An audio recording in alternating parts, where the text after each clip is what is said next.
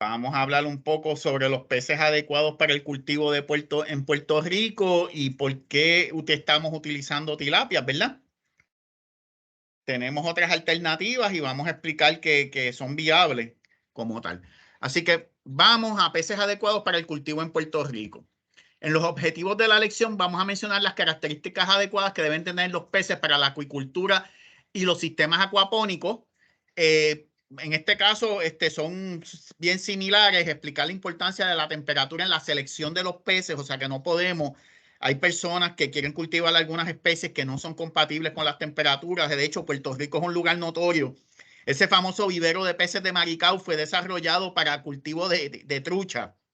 Las piscinas del Yunque también fueron para eso y fue todo un fracaso porque realmente no toleran las temperaturas. En invierno más o menos a duras penas, pero ya cuando llega el verano no pueden. Vamos a mencionar las especies de peces más adecuados y que están permitidos para su cultivo en Puerto Rico. Hay otras especies que tienen unas cualidades brutales, algunos peces gatos, otros peces de Australia, pero no están permitidos para acá porque pueden ser considerados como especies invasivas. Y vamos a mencionar los posibles invertebrados que pueden ser adecuados y vamos a hablar para hacer sistemas multitróficos, o sea, organismos que pueden comerse otra cosa que se produce en estos sistemas acuapónicos, pero que hasta ahora tenemos una serie de limitaciones por las implicaciones que son especies también consideradas invasivas y las habíamos mencionado anteriormente. Así que, ¿qué características deben de tener estos peces? Habíamos mencionado resistentes a la pobre calidad de agua, o sea, todos estos peces que vamos a mencionar tienen una tolerancia excepcional y manejar, o sea, vamos a mantener esa calidad de agua lo mejor posible, pero si se nos zafa un poquito, pues estos peces pueden tolerar eso. Las temperaturas locales, o sea, que se desarrollen bien a través de todo el año, aún en el famoso invierno de nosotros, que no es un invierno muy pronunciado, ¿verdad? Pero pueden bajarle un poco las temperaturas. En el caso de las tilapias, en esta época de nosotros, de invierno, pues entonces no, si queremos producir semillas, ellas no van a estar en eso de estar reproduciéndose. Resistentes a enfermedades, estos peces son muy fuertes. Cultivarlos en altas densidades, o sea, no podemos tener peces que no se lleven bien entre ellos, tienen que estar en cantidades, o sea, los tenemos que cultivar muchos de ellos en un volumen relativamente pequeño. Aceptar alimentos disponibles de forma comercial, o sea, que se tienen que comer el alimento que tenemos y vamos a hablar un poco sobre alimentación suplementaria, que otras cosas le podemos proveer a estos peces. Principalmente, o mejor aún, si son peces omnívoros. Vamos a ver que los que nosotros vamos a estar trabajando pues, cumplen con estas condiciones.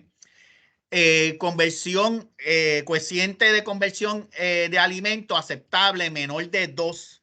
En este caso, y esto lo que quiere decir que por cada 2 libras de alimento, ese pez debe de estar aumentando cerca de 1 libra o 1 punto algo libras de alimentos, debe de producir una libra de tejido, ¿verdad? Una libra de pez, no de tejido, sino de pez. Que sea legal su cultivo en Puerto Rico, no nos queremos meter en problemas, que sean relativamente fácil de reproducir. Las tilapias cumplen esto. Vamos a ver que otros de los peces que son adecuados es un poquito o podría ser bastante más complicado. Y eso es una de las cosas que no son buenas de ellos. Fácil de obtener semilla local. Tenemos gente que está produciendo y vamos a hablar un poco de ellos, personas que pueden producir tener estas tilapias, estos dedinos o fingerlings, como le dicen en inglés. Y la otra cosa importante, que ese pescado sea aceptado como alimento en el área donde se está cultivando. Tenemos algunas culturas que ellos están casados con los peces que conocen y cuando usted le lleva a otra especie que ellos no saben lo que es, hay mucha resistencia en aceptar este pescado como alimento.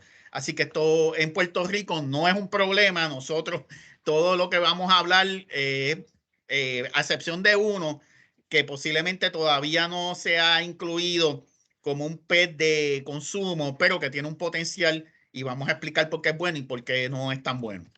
Así que habíamos hablado de la temperatura y vamos a recapitular un poco de esto. Los procesos biológicos son dependientes de la temperatura y esto nos va a afectar el cultivo. Así que a altas temperaturas pueden aumentar las reacciones bioquímicas, influir en la incidencia de enfermedades si la temperatura es baja o es alta, peces con una temperatura adecuada van a resistir mucho mejor enfermedades. Recuerden, los peces, la mayoría de ellos son organismos, como decimos por ahí, de sangre fría, y su sistema inmune, si las temperaturas no son adecuadas o inclusive si son un poco más bajas, pues entonces esa respuesta inmune se va a retrasar un poco. Esto habíamos mencionado que también la temperatura influye en el proceso de nitrificación y la toxicidad, o sea, ese componente de química de agua, de todos estos componentes de nitrógeno. Así que esto es nada para recapitular. Importante para los peces, ¿verdad? Esa temperatura adecuada. Procesos, afecta esos procesos fisiológicos, la respiración, o sea, inserta en cambio de gases, la alimentación, aprovechamiento del alimento como tal, la utilización, el crecimiento, reproducción y el comportamiento. Así que esas temperaturas tienen todos estos componentes que van a estar, estas temperaturas adecuadas pueden afectar todo esto. Así que la mayoría de los peces son organismos que no regulan su temperatura, son de sangre fría o correctamente, como lo llamamos acá los biólogos son poiquilotermos. Y dentro de los peces tenemos especies con unos rangos de tolerancia óptimos en donde fuera de estos rangos podemos tener problemas. El caso clásico, habíamos hablado al inicio, las famosas truchas que un grupo de personas, ¿verdad?, del gobierno de Puerto Rico, hace mucho tiempo atrás estaban empeñados de que querían pescar truchas en Puerto Rico. Hicieron y trajeron en los años 30, desarrollan el vivero de peces de Maricao, pero realmente fue un fiasco. Tuvieron que hacer un retrofit de ese vivero de peces de Maricao para comenzar el cultivo de lobina. Y junto con eso también toda la parte de construcción de los embalses que conocemos alrededor de toda la isla. Y poblar esos embalses, porque eso trajo otro problema con las especies nativas de camarones y de peces, que ellos necesitan un flujo continuo con el ambiente marino porque sus larvas se desarrollan allá. Así que, volviendo a esto, la tasa de crecimiento será máxima a medida que se alcance el nivel de temperatura óptimo, que eso es una de las cosas que nosotros queremos. Así que tenemos peces en algunos casos de aguas frías, aguas templadas y cálidas. Así que en el caso de las lobinas que se importaron de la Florida, son de zonas donde básicamente están ahí en transición borderline, pero en el resto del continente norteamericano, hasta el sur de Canadá, hay lobinas y eso ya son zonas templadas. Los peces que vamos a estar trabajando nosotros acá, porque no queremos invertir la energía en calefacción, van a ser todos peces que conocemos como de aguas cálidas y que pueden venir de diferentes partes del planeta. Vamos a ver que muchos de ellos pero van a provenir del continente africano o van a venir del área de Asia. Eso no quiere decir que les había mencionado que hay otras especies que pueden y son buenas para acuicultura, pero nosotros simplemente las agencias no nos permiten importar esos peces para esos cultivos.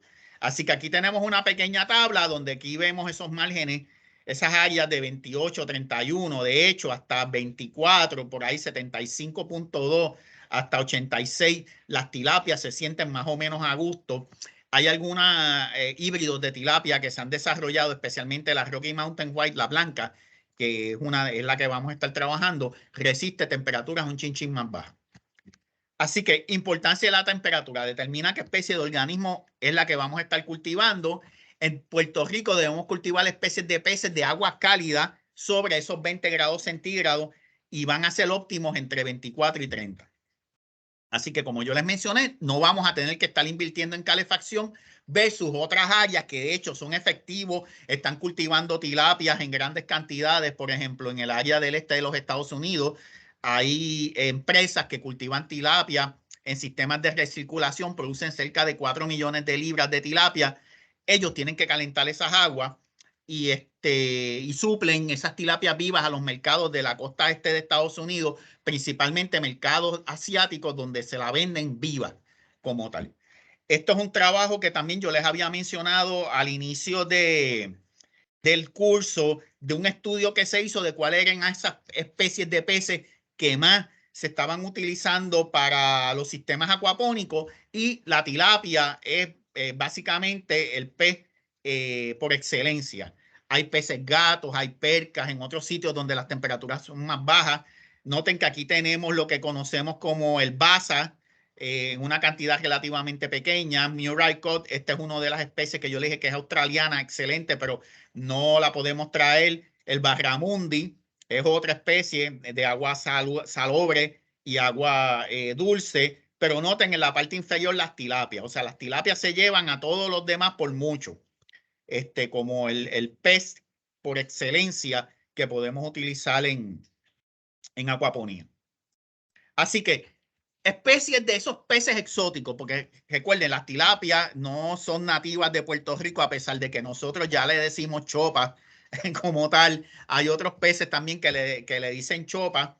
Así que del género Oreochromis ya están naturalizadas en Puerto Rico, introducidas desde los años 50 y 70, donde ese rollo de que son especies invasivas no estaba bien claro. Y las primeras tilapias se traen a Puerto Rico para controlar la vegetación de los márgenes de las quebradas y otros cuerpos de agua, para controlar el caracol que transmitía la bilharcia. Todavía quedan rastros de ese, ¿cómo le digo?, de ese monstruo, y que muchos de nosotros nos criamos con ese miedo a meternos en los cuerpos de aguas interiores de Puerto Rico por las tilapias, y definitivamente las tilapias ayudaron a controlar esa vegetación que era a su vez hábitat de los caracoles, de la bilharcia. Y se traen acá hasta los años, me parece, si mal no recuerdo, hasta los 70. La última especie de tilapia que se trajo fue para el Departamento de Ciencias Marinas, y tiraron algunas en un cuerpo de agua que hay en Isla de Mona, para mantenerlas puras allí. No sé si todavía esa población está viva allí. Hay otro pez que es bien importante, que se consigue mucho en los pet shops, que le dicen pacú en Sudamérica, en el norte de Sudamérica, Colombia y Venezuela, le dicen cachama. Unas especies relacionadas le dicen tambaqui en Brasil. No se reproduce en Puerto Rico. Vamos a ver por qué razón.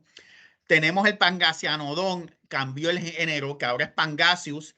Eso es lo que nosotros, Iphthalmus, que se conoce como Basa Panga Osuai. Este es el famoso mero basa que lo ofrecen por ahí en algunos restaurantes, y que no deberían, porque no es mero. Esto es un pez gato del área del río. Hay varias especies, ¿verdad? Pero altamente cultivado en el área de Vietnam. Casi todos los paquetes que ustedes vean van a decir que es producto de Vietnam.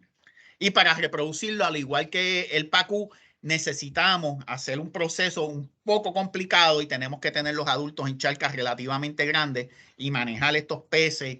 Y voy a hablar un poco más adelante de eso. Tenemos los peces gatos, los famosos barbú que tenemos en nuestros cuerpos de agua en Puerto Rico.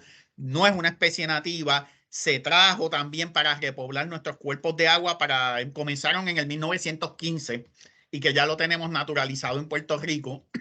Y que en el sur, en esa área de Luisiana, Georgia, Kentucky, se cultiva mucho. Es el famoso channel catfish que ellos venden, y que se consume mucho en esa área. Y tenemos otro que tiene un potencial, que es legal importarlo, es legal poseerlo, es legal cultivarlo, que es el Ophionemus gurami, o un pez gigante, el gurami gigante, familia de los beta, que también lo podríamos utilizar, y que hay algunos acuicultores de peces ornamentales que tienen y los venden realmente chiquititos, tanto el Talurus puntato, el Pangasianodon, el Piaractus y el Ophionemus. Lo podemos conseguir en el pet shop en la versión de pez ornamental. Eso es bien interesante. Así que, Padre, sí, disculpe. dime. Sí, es que tenemos a Carmen Rivera con la mano levantada. Carmen, Sí. ¿puede prender el micrófono, por favor? Ya vi aquí que en el... Se oye como un eco, perdón. Ya vi aquí que tenía duda cuál era el gato, que es el Ictalurus puntatus. Entonces, cuando en la transparencia anterior usted pone que no se reproducen, es que no se reproducen a nivel comercial.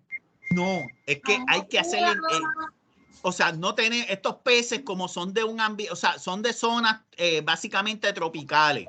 Lo que pasa es que ellos viven en unos cuerpos de agua. Por ejemplo, Piaractus vive en la zona del río de Amazonas, este género, igual que Colosoma.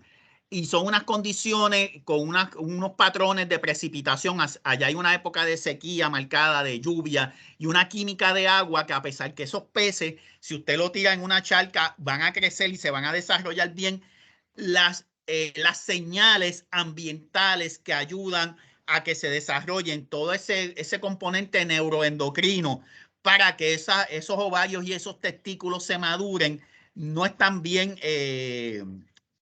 como le digo, no son unas señales óptimas para ellos. Así que, a pesar de que crecen muy bien aquí, si uno los alimenta, ellos básicamente no tienen las señales que le van a decir, mira, estamos en época de reproducción para que te reproduzca. Así que nada, podemos un poco más adelante vamos a mencionar cómo es eso.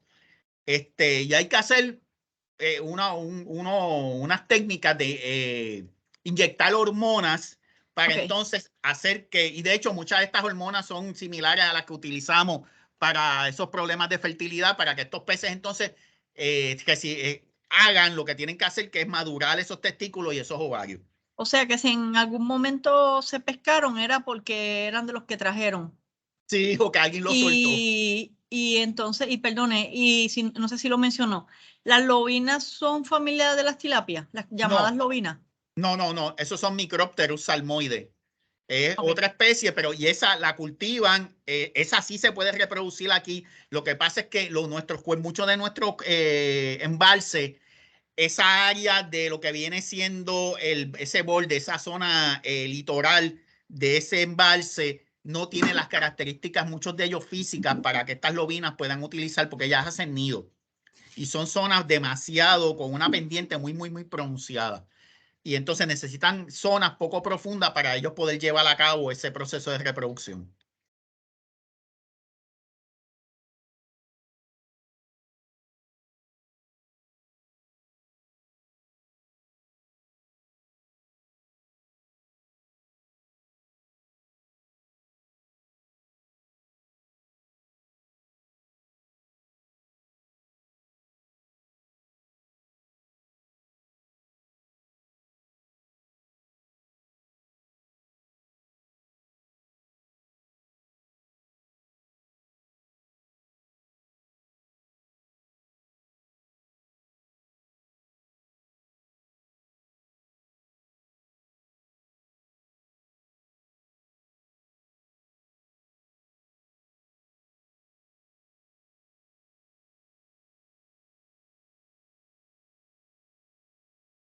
Ya habíamos hablado de que estos son los peces comestibles, no necesariamente nos tenemos que casar con ellos.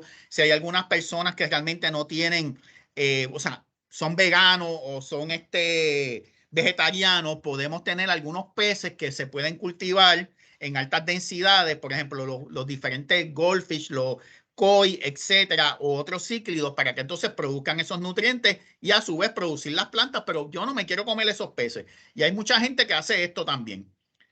Como tal. Pero realmente nosotros queremos, nos vamos a portar bien con los peces, ellos van a engordar y se van a portar bien con nosotros y luego vamos a utilizarlo como una fuente de proteína sana, ¿verdad?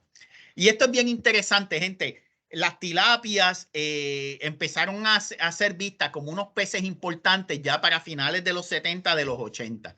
Así que en el 1983, en el primer simposio internacional de acuicultura de tilapia, simplemente un simposio para tilapia, que se desarrolló en Israel. Israel es una de las potencias mundiales en acuicultura, en agricultura. O sea, esa gente, una gota de agua le sacan un montón de cultivos, por decirlo así. O sea, que trajeron, saben la historia de los israelitas que vinieron acá y desarrollaron toda la tecnología de agricultura por goteo en el área sur de Puerto Rico.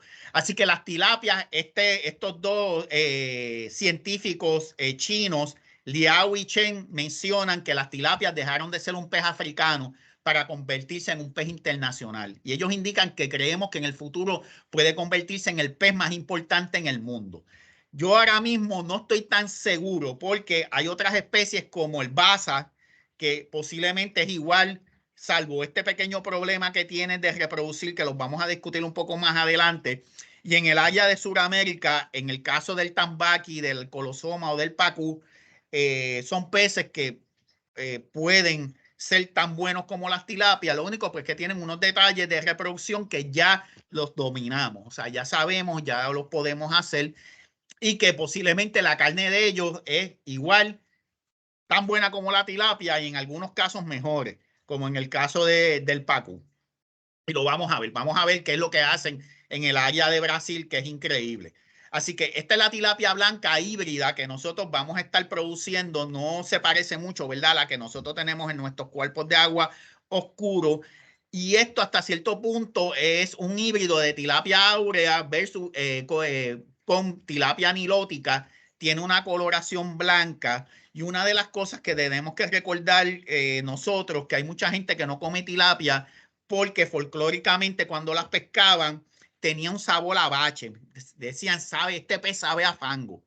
Y la realidad es que sí es cierto. Y eso, los peces gatos, muchos de los peces que se cultivan en charca, dependiendo de qué es lo que está sucediendo en la charca, hay una serie de microorganismos que se llaman actinomicetos y otras bacterias y hongos descomponen la materia orgánica y libera una serie de sustancias que son absorbidas a través de la piel y de las branquias de estos peces. Y es lo que le da ese sabor. O sea, que no es que la tilapia sabe a eso. Es que en el sitio donde se desarrolla, si existen estos organismos, van a producir este material y le da ese sabor desagradable. En el caso de nosotros, como vamos a estar en sistemas acuapónicos, no vamos a tener esa gran cantidad de material en los fondos. Por lo tanto, no deberíamos de tener este problema. Y para enmendar esa noción de que este pez de coloración oscura no sabe bien, desarrollaron otras variedades que tienen, como le digo, un color para mercadearlo, y de hecho hay unas que son coloradas que se asemejan mucho al famoso chillo que nosotros. Y culturalmente nosotros estamos acostumbrados y valoramos mucho más, no necesariamente porque sea mejor, sino porque por visualmente cómo se ve, los peces que tienen una coloración roja, rosada, como tal. Así que, y de hecho, los pescadores aquí en muchos sitios hablan de los peces colorados y los peces azules o los peces grises. Así que tenemos otras especies de tilapia, las tilapias híbridas que son rojas. Tenemos unas que son desarrolladas en Israel, de Florida y de Taiwán. Y podemos encontrar esa en el mercado. Nosotros no las tenemos en algún momento. A mí me encantaría poder conseguir reproductores de estas tilapias para entonces tenerlas y noten la coloración que este pez, o sea, con un ojo amarillo. O sea, esto, claro, no podemos engañar a la gente y venirle a decir eso es un chillo, porque realmente no es un chillo, es una tilapia. Y lo bueno que tienen estas tilapias también es que en un momento, en un proyecto que se desarrolló en el área de Dorado junto con Camarones, ellos trabajaron el cultivo de estas tilapias en aguas salobres junto con Camarones. Y hicieron análisis análisis organolépticos, y entonces encontraron que los restaurantes que estaban vendiendo estas tilapias, los clientes sentían, o sea, que no había una gran diferencia entre la tilapia y el chillo que se estaban comiendo. Así que esto es una de las cosas que se ha manejado, la coloración de las tilapias, ¿verdad? Para que sea aceptada de una forma más comercialmente.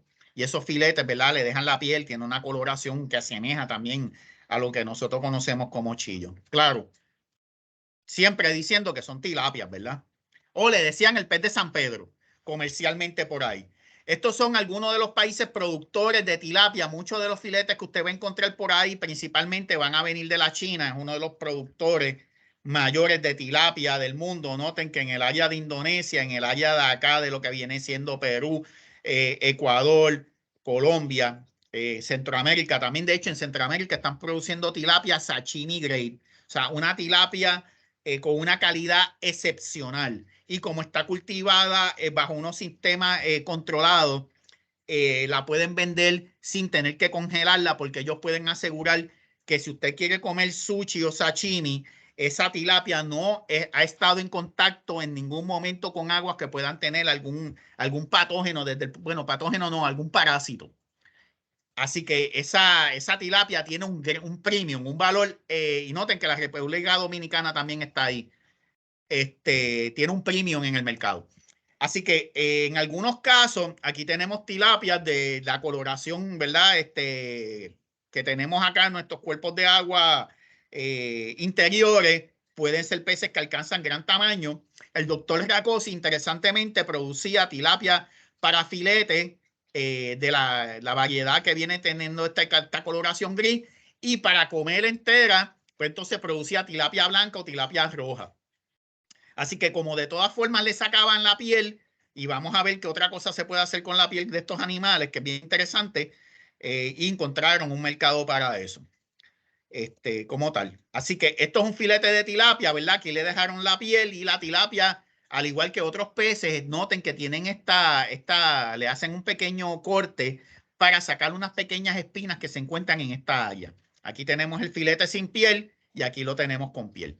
Y si es de la variedad blanca o si es la variedad roja, pues entonces tiene ese atractivo, ¿verdad? Comercial. Vemos consumo de tilapia. Esta gráfica no está al día, ¿verdad? La tenemos, pues ya tiene mucho, ¿verdad? Mucho tiempo. Pero nada, se las presento porque desde los años 90 hasta el 2006 podemos ver ese aumento grandísimo de tilapia, de consumo de tilapia, como tal. Producción doméstica, que sigue siendo chiquita, y las importaciones. Y yo les había mencionado que ya tenemos algunos países de Centroamérica que exportan filetes de tilapia de una calidad excepcional para entonces básicamente comerla cruda en todos estos platos japoneses. Parámetros recomendados de la calidad de agua de tilapia. Ya sabemos más o menos esa temperatura de 24 a 30 grados, oxígeno disuelto, le había mencionado que sea mayor o un 60% de saturación, 5 partes por millón. Dióxido de carbono menor de 20 partes por millón, pH de 7 a 8, puede ser un poco más bajo, ¿verdad?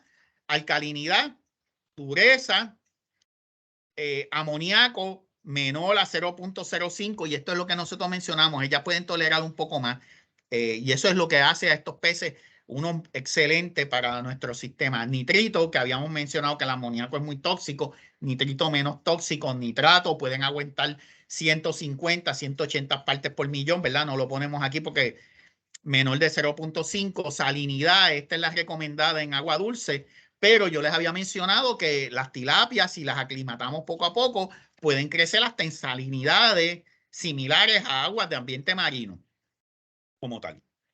Así que desde el punto de vista del rendimiento, de un 33 a un 39% de la tilapia es convertida a filete sin piel y sin espinas si usted la procesa. El otro 61 a 67% es básicamente lo que nosotros podríamos considerar como desecho.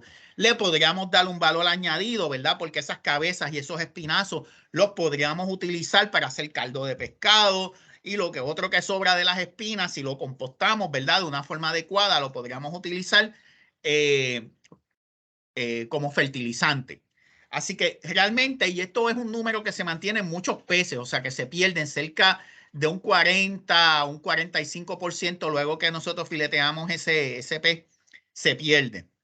Así que si nosotros nos comemos esa tilapia entera, solamente vamos a perder cerca de un 20%, y ese por ciento va a ser sin vísceras, sin escamas y sacando de las agallas. Usted tiene una tilapia entera, ¿verdad? Método tradicional que nosotros comemos de pescado frito, a la sartén entero, y más o menos vamos a perder mucho menos, 20%, y ahí vamos a sacarle un poco más de provecho a esa tilapia. Aquí podemos ver la tilapia que están en el proceso de filetearla, el filete, y ya filete sin espinas con la incisión que le hacen, ¿verdad? Para sacar esas pequeñas espinas que en algunas personas de verdad le fastidian.